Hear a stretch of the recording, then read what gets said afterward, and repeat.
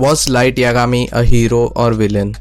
तो वीडियो शुरू करने से पहले a big shout out to Harsh Dukare और we can say study with gaming, क्योंकि भाई ने शाउट आउट दिया है इसके ऊपर अपने विचार देने का। टू बी ऑनेस्ट मैं खुद भी पहले फिक्स नहीं था और इसकी ओपिनियन के दौरान मैंने तुम लोगों से इंस्टा पे पोल पूछ दिया था और इस बार ज़रा अच्छे रिस्पॉन्स आए हैं।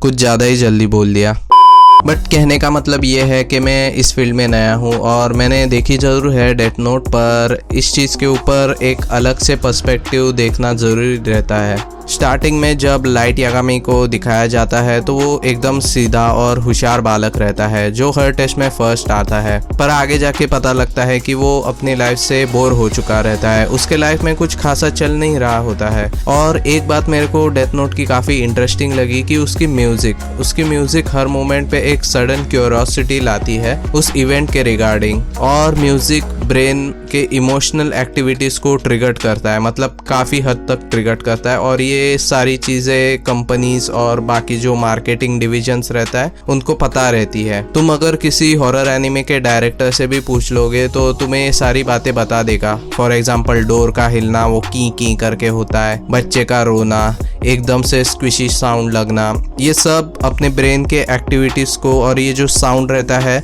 ये है ना ब्रेन के इमोशनल सेंसर को ट्रिगर करता है, खासकर बच्चे के रोने का।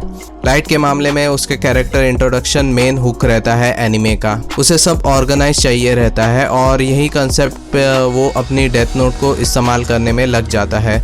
उसकी इंट्रोडक्शन में से ये है ना पूरी म्यूज़िक की ऐसे वाइब आती है और एकदम से ऐसे सटल में है ना वो हुक रहता है, वो मेलोडी भी नहीं कह सकते, वो एक हुक रहता है जो कैरेक्टर से जॉइंट होके वो म्यूज़िक में हमारे दिमाग में बैठ गया है। डेथ नोट को इस्तेमाल करते वक्त वो उसमें इतना इन्वॉल्व हो जाता है कि वो डबल वेरीफाई भी नहीं करता कि वो जो कर रहा है वो सही है या नहीं।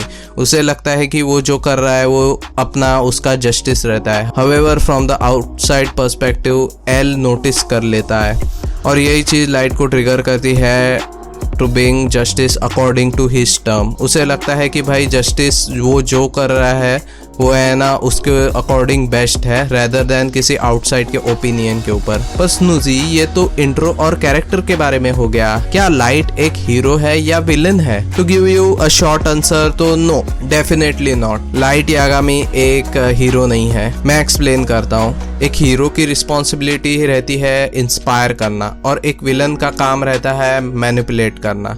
Simple as that. विलन को बंच ऑफ डिपेंडेंट्स बनाने में बड़ा मज़ा आता है ताकि सारे लोग उसके ऊपर डिपेंड रहे, और जब उसे लगता है कि उसके मोटिव्स काम नहीं करते तब वो लोगों के बिलीफ से खेलने लगता है और उनसे वो सपोर्ट निकाल देता है।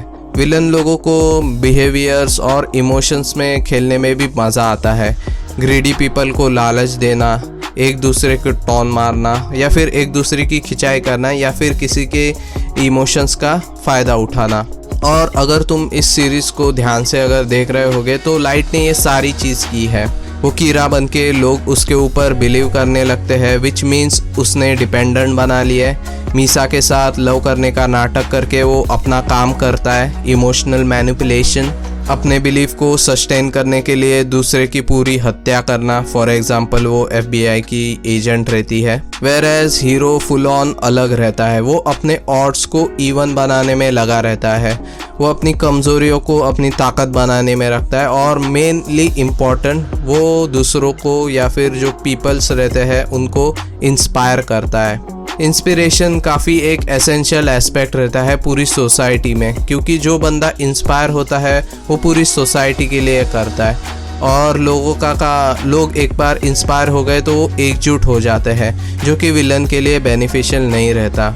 तो ओवरऑल मेरा यही कंक्लूजन है कि लाइट यागामी विलन नहीं है। वो सर्कमस्टेंसेस के हिसाब से अपने आप को, हाँ वो शिनिगामी का पता नहीं उसके इफ़ेक्ट्स रहता है, वो उस पर हावी होते हैं।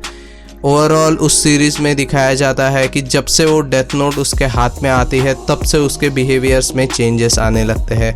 वो बीच में सुधरने की कोशिश करता है लेकिन वो मेन जो इविल रहती है वो डेथ नोट रहती है, उसकी थिंकिंग ही चेंज हो जाती है और इवेंचुअली वो विलन की तरह एक्ट करने लगता है। और इसी के साथ मैं वीडियो एंड कर देता हूँ। जॉब लगने के कारण शायद वीकली वीडियोस आएंगी या फिर बीच में कुछ इश्यूज़ रहेगा, तो मैं अपडेट करता रहूँगा इंस्टा पे। तब तक के लिए मैं पूरी कोशिश करूँगा कि एटलीस्ट इंटरेस्टिंग टॉपिक से रिलेटेड कुछ अपने वीडियोस डालूँ और थोड़ा गेमिंग करूँ। तो yes, that's it I can say. So video अच्छी लगी हो तो लाइक करना, चैनल पे नए हो तो सब्सक्राइब करना और उस बेल आइकन को दबा देना। और तब तक के लिए स्नूजी ट्यूब, चाओ।